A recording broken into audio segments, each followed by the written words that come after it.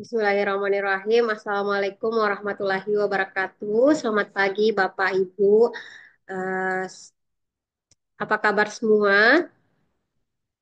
Alhamdulillah. Di sini, sebelum saya melakukan presentasi mengenai materi terkait pelatihan keamanan pangan, izinkan saya untuk memperkenalkan diri. Perkenalkan saya Maria Ulfa dari Universitas Hasanuddin, selaku penyuluh keamanan pangan dalam program Sapa Kampus program Merdeka Belajar Kampus Merdeka batch ke-7. Di sini saya akan melakukan pelatihan kepada Bapak dan Ibu mengenai penyelenggaraan keamanan pangan. Nah, izinkan saya untuk membagikan materi di sini.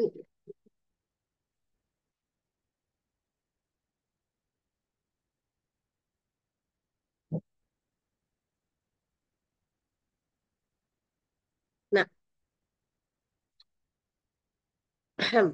nah, materi pada hari ini yaitu memastikan penyelenggaraan keamanan pangan, di mana eh, sebagai pembekalan teknis dari keamanan pangan.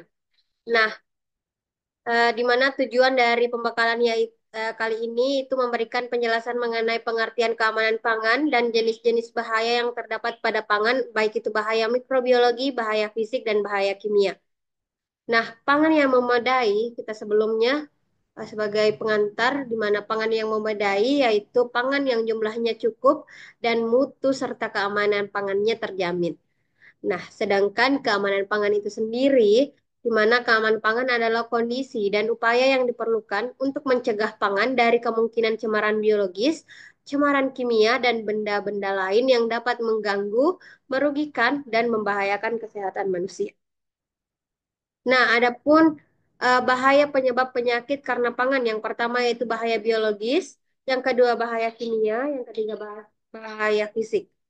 Kita bahas yang pertama yaitu bahaya biologis. Bahaya biologis ini berasal dari mikroorganisme yang tak terlihat, baik itu bakteri, virus, protozoa atau jamur yang dapat menyebabkan penyakit pada pangan. Misalnya bakteri Salmonella menyebabkan demam tifoid, bakteri Escherichia coli menyebabkan diare. Yang kedua yaitu bahan kimia. Nah, bahan kimia ini dapat disebabkan oleh bahan tambahan pangan berbahaya yang dimasukkan ke dalam bahan makanan, misalnya boraks, formalin, atau BTP yang sudah memiliki izin edar namun penambahannya berlebihan atau melebihi batas maksimal. Yang ketiga yaitu cemaran fisik atau bahaya fisik dapat disebabkan oleh benda-benda yang masuk tidak sengaja ke dalam pangan olahan, misalnya rambut, plastik, eh, sisa-sisa kemasan, baik itu logam-logam kecil, pecahan kaca, staples, dan lainnya yang dapat menjadi penyebab penyakit atau yang menyebabkan kerusakan pada sistem pencernaan. Sedangkan kalau kita berbicara pangan aman, pangan aman yaitu pangan yang bebas dari bahaya, di mana bebas dari bahaya-bahaya yang saya sebutkan tadi, bebas dari bahaya biologis, bebas dari bahaya kimia, dan bebas dari bahaya fisik. Nah, seperti data yang saya dapatkan bahwa 90% penyakit pada manusia itu terkait dengan makanan yang disebabkan oleh kontaminasi mikrobiologi. Nah, eh, adapun jenis-jenis penyakit yang melalui makanan itu terjadi atas dua. Yang pertama infeksi dan yang kedua yaitu intoksikasi. Kalau infeksi masuknya mikroorganisme ke dalam tubuh yang berkembang biak dan menyebabkan penyakit, di mana mikroorganisme itu sendiri yang menjadi penyebab utama gangguan kesehatan. Misalnya Salmonella penyebab demam tifoid, E. coli yang menyebabkan diare, di mana bakteri tersebut eh, dia berkembang biak sehingga menyebabkan penyakit. Atau atas nama lain, eh, bakteri yang tersebutlah yang menjadi penyebab gangguan kesehatan. Yang kedua yaitu intoksikasi. Intoksikasi merupakan terpaparnya tubuh oleh zat beracun yang diproduksi oleh mikroorganisme atau toksin atau bahan kimia berbahaya, tapi tidak infeksi langsung dari mikroorganisme. Contohnya ada dua di sini. Saya ambil Clostridium botulinum atau botulismen. Yang kedua itu keracunan sianida atau pestisida. Nah, yang saya jelaskan di sini Clostridium. Nah, bakteri Clostridium ini terdapat pada bahan-bahan kemasan yang terbuat dari logam. Di mana apabila terjadi kerusakan pada kemasan, maka bakteri ini dapat berkembang biak dan mengeluarkan toksin atau racun yang dapat menjadi penyebab utama dari penyakit akibat makanan dari kontaminasi mikrobiologi. Oke, bahaya pangan. Yang sumber bahayanya tadi ada bahaya mikrobiologis, bahaya kimia, bahaya fisik. Nah, bahaya kimia ini nih, ada contohnya juga, misalnya daging. Eh, Daging yang dimasak secara eh, tingkat kematangan yang berlebihan atau menyebabkan permukaannya hangus, dia akan eh, memunculkan karsinogenik yang dapat menyebabkan kanker. Apabila juga ada sayur-sayuran yang dimasak secara berlebihan, dia akan mengeluarkan aflatoksin yang dapat menyebabkan keracunan eh,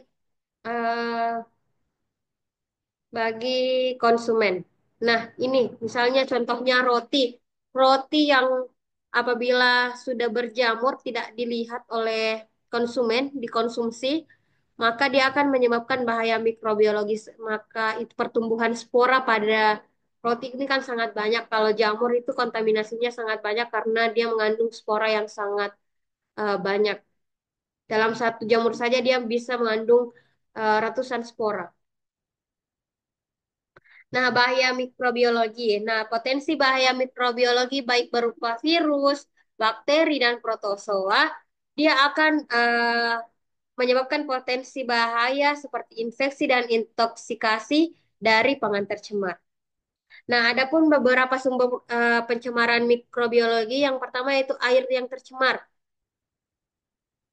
Nah, air yang tercemar, dia seperti yang kita ketahui bahwa dalam regulasi pangan, air itu sangat diatur. Penggunaan air bersih itu memiliki regulasi, regulasi tersendiri. Nah, apabila kita menggunakan air tercemar dalam proses produksi, misalnya penggunaan air keran atau air eh, pump yang tidak memenuhi standar, maka dia dapat menjadi sumber pencemaran dari mikrobiologi. Yang kedua yaitu debu. Nah, dalam dalam ruang produksi kita harus menjaga sterilisasi ruangan, misalnya melakukan pembersihan setiap sebelum memulai produksi sehingga debu-debu yang menjadi sumber pencemaran mikroba itu tidak menjadi faktor dalam menyebabkan kerusakan atau pencemaran pangan. Yang ketiga lalat. Nah, salah satu sumber pencemar mikroorganisme bagi makanan itu lalat. Seperti kita ketahui lalat itu sangat berada di tempat-tempat yang kotor. Apabila lalat hinggap di pangan olahan kita, maka itu akan mengindikasi bahwa lalat membawa bakteri atau virus yang dapat menyebabkan eh, penyakit. Ketiga, yang keempat yaitu hewan peliharaan. Apabila Bapak dan Ibu memiliki kucing atau anjing peliharaan yang dapat membawa, sebaiknya Bapak dan Ibu melakukan pembersihan dan tidak memelihara di area produksi. Yang kelima, peralatan kotor dan tangan yang kotor. Nah, peralatan kotor dan tangan yang kotor ini menjadi salah satu sumber eh, mikrobiologi yang dapat mencemari pangan lahan. Maka sebaiknya Bapak dan Ibu sebelum memulai proses produksi peralatan dicuci terlebih dahulu, mencuci tangan sebelum melakukan produksi, seperti itu. Nah, yang selanjutnya itu penjajah pangan atau dan pangan mentah. Nah, pangan mentah sendiri seperti misalnya daging, buah-buahan, itu harus dipisah agak dengan pangan matang agar tidak terjadi kontaminasi silang. Karena pangan-pangan mentah ini dapat membawa atau masih mengandung mikroorganisme yang dapat berkembang biak dan dapat mencemari juga pangan yang matang. Oke, mungkin sekian yang dapat saya sampaikan mengenai regulasi penyelenggaraan keamanan pangan, yaitu tentang cemaran mikrobiologi. Selanjutnya kita ke sesi tanya jawab. Saya stop screen. Kepada Bapak Ibu dan rekan-rekan sekalian yang ingin bertanya, mungkin bisa mengirim ke room chat atau raise hand atau dapat mengirim ke WhatsApp group untuk pertanyaannya.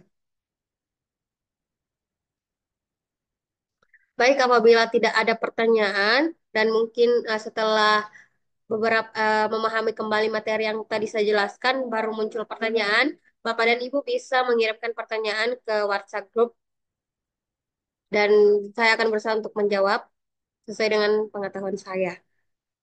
Mungkin cukup sekian materi dan pelatihan pada hari ini.